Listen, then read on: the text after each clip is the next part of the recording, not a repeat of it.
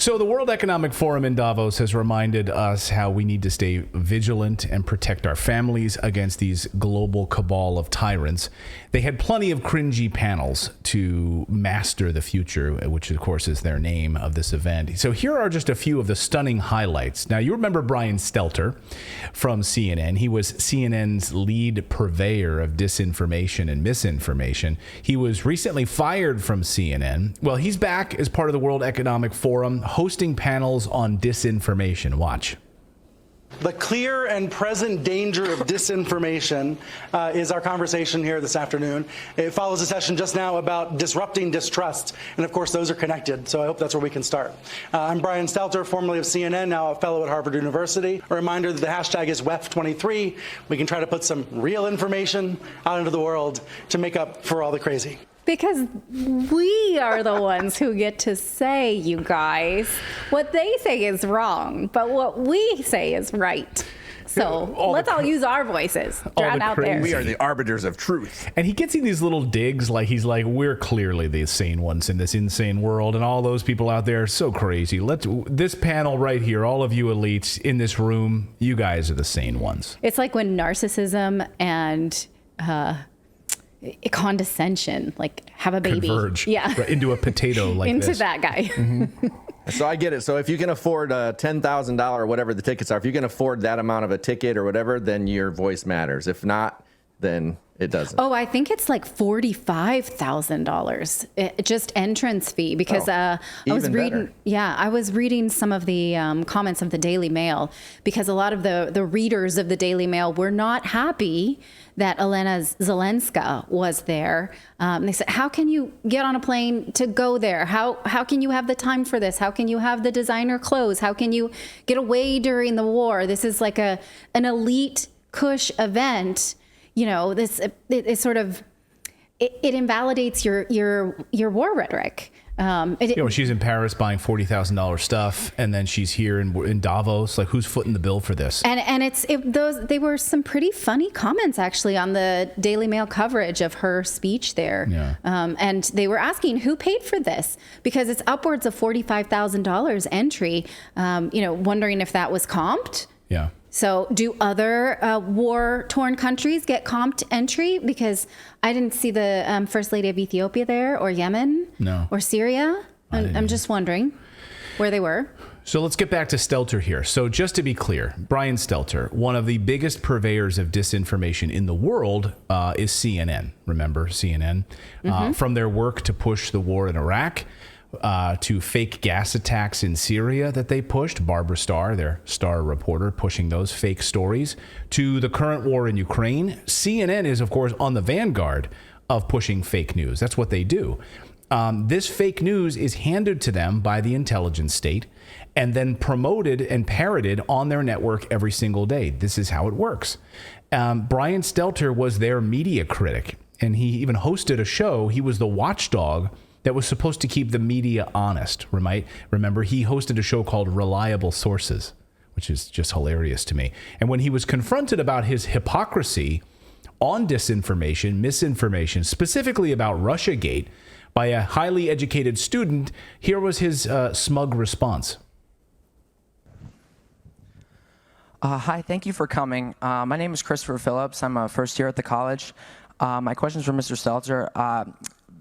You've all spoken extensively about Fox News being a purveyor of disinformation, but CNN is right up there with them. They pushed the Russian collusion hoax. They pushed the Jussie Smollett hoax. They smeared Justice Kavanaugh as a rapist, and they also smeared Nick Sandmann as a white supremacist. And yes, they dismissed the Hunter Biden laptop affair as pure Russian disinformation. With mainstream corporate journalists becoming little more than apologists and cheerleaders for the regime, is it time to finally declare that the canon of journalistic ethics is dead or no longer operative? All the mistakes of the mainstream media, and CNN in particular, seem to magically all go in one direction. Are we expected to believe that this is all just some sort of random coincidence, or is there something else behind it? It's too bad. It's time for lunch. You have 30 seconds. No, I mean, Brian. there's a clock that says 30 seconds. But I think my honest answer to you, and I'll come over and talk in more detail after this, is that I think you're describing a different channel than the one that I watch. But I understand that that is a popular right-wing narrative about CNN. I think it's important when we talk about shared reality and democracy, all these networks, all these news outlets have to defend democracy. And when they screw up, admit it. But when Benjamin Hall, the Fox correspondent, was wounded in Ukraine, the news crews at CNN and the New York Times stopped what they were doing, and they tried to help. They tried to help him get out of the country. They tried to find the dead crew members. That's what news outlets do. That's how they actually do work together, to your question about sharing those kinds of connections and trust. We don't talk about it enough, though. We don't share that reality about how that happens. And with regards to the regime, I think you mean the President Biden. The last time I spoke with a Biden aide, we yelled at each other. So that's the reality of the news business that people don't see, that people don't hear. They imagine that it's a situation that it simply is not. But I think your question, it speaks to the failure of journalism to show our work and show the reality of how our profession operates. We have a lot of work to do, I think. The lack of humility there makes my skin crawl. Yeah. Oh, is it lunchtime? Because, I need to eat. There's no self-referencing there. There's no responsibility. There's no, you know what? Clayton and I, we sit here and we talk over the weekends and we talk about, like, are we being responsible with the things that we cover and the way that we're doing it?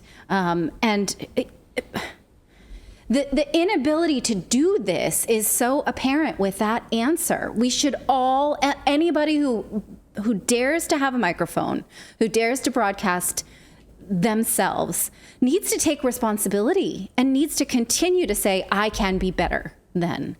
And I reject that wholeheartedly. Yeah. Does anyone know if he actually did go over after the fact and talk to the kid? Like, was that ever verified? I think it was. Yeah, I think they did verify it later, because I think this kid then ended up becoming a guest on another show and said that they did talk about it, but it made him feel no less, better about it, after that. Right. So at the WEF panel, the panelists claimed that the spread of fake news was among the greatest threats currently facing society and praised Europe for its strict internet regulations. Stelter, without challenging him or anybody, heard the head of the New York Times, Arthur Sulzberger, claimed during the panel, this panel specifically, quoting him, he said, if you look at this question of disinformation, I think it maps basically to every other challenge that we're grappling with as a society, and certainly the most existential among them. What it attacks is trust, he said. He continued and then went on to claim that those who invoke terms such as fake news and enemy of the people were following in the footsteps of repressive regimes such as Nazi Germany and Stalinist Russia. That's the head of the New York Times is saying that. Just a reminder, the New York Times created fake news that led us into the Iraq War and cost 1 million lives. So they get up there and get to lecture us about journalism and free speech and what it means to spread fake news. The word fake news is essentially unattributed and verified reports of attacks in Ethiopia leading to warfare. We've covered that many times. Right. Unverified reports of attacks in Ukraine on civilians. Right. They run with that all the time. So they can take that and shove it straight up their ass. Right. So they are the biggest purveyors of fake news. So I guess his words are that they're just as bad as Nazi Germany then when they're spreading this. I mean, that's the New York Times. They're awful. And then, of course, also on this panel, we had an EU commissioner saying, we will have in the United States will absolutely soon have censorship, where we will eliminate certain levels of speech. Like, that's going to be the move. I think I have the direct quote here. You sent it to me earlier, but on that very same panel, did you guys have that?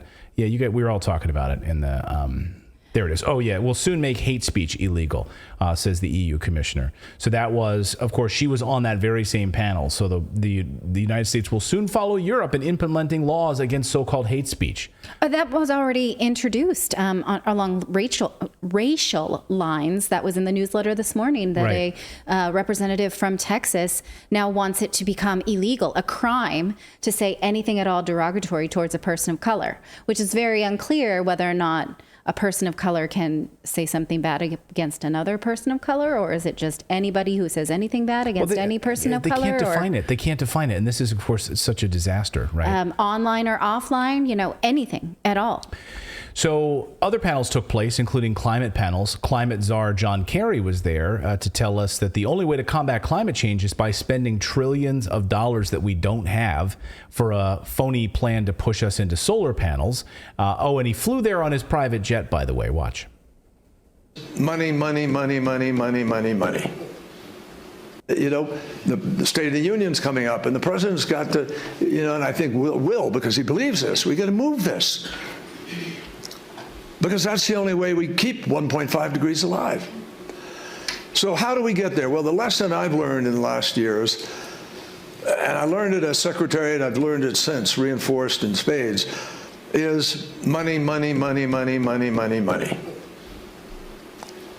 And I'm sorry to say that. I mean, yes, technology. Yes, exciting new initiatives. Yes, organizing. Winning races politically. I mean, what happened in the midterms in the United States is nothing less than miraculous. And it happened because young people voted.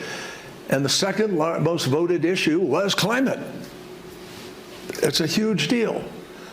But we have to go further. I have said this before, but I say it again. I'm convinced we will get to a low carbon, no carbon economy. We're going to get there because we. But we need to do it with trillions of dollars. Okay. Trillions of dollars. So money we don't have. They also mean trillions of money that they're going to be trading back and forth amongst themselves. They don't want to actually give any. They wouldn't go like. He's not calling for percolate up economics. He's not saying let's give a bunch of money to the poor, let them elevate themselves, and then everything will just slowly start to work its way up from the bottom. He means let's just give each other a bunch more money, and then we'll fix it somehow. I mean, which they don't. That's what I heard anyway. Right. Yeah. When we're going to talk later about New Zealand's climate change efforts and how, despite all kinds of money, that amounted to zero. Yeah. Okay. Fun. It's a fun new project.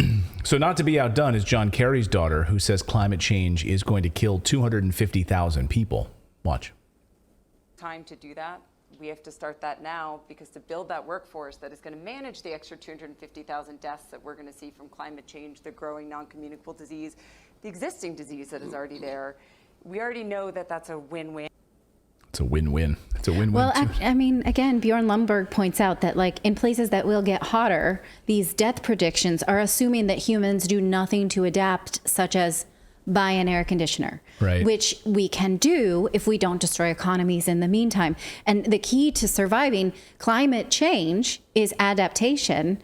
So not scaring people about what's happening, but thinking about how we then adapt as human beings. We're an adaptive species. There is no climate catastrophe. That has been disproven. There absolutely is climate change that we as humans will need to adapt to. So, either you stand there like quicksand, or you do something like buy an air conditioning.